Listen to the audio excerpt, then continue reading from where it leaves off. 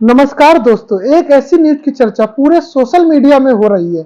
अगर आपसे 10 साल पहले बोला जाता कि इंडिया भी कभी रसिया को हथियार बेच सकता है, तो शायद आपको ये न्यूज मजाक लगती।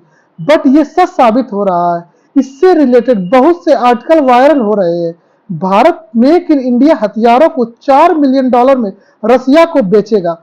दोस्तों, विस्तार से चर्चा करते हैं क्या है पूरा मामला। जहां रसिया यूक्रेन वार को 2 साल से ज्यादा का समय हो चुका है।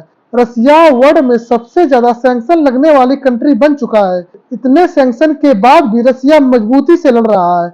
इसका एक इम्पॉर्टेंट रीजन ये भी है, इंडिया द्वारा सैंक्शन के समय भी रसियन ऑयल खरीदना।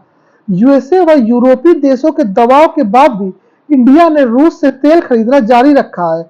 अब तो ये हालात हो गए हैं कि इन देशों को कहना पड़ रहा है कि इन्होंने भारत को कहा था कि वह रसिया से ऑयल खरीदे, जिससे वर्ल्ड में मंदी का दौर न आ पाए।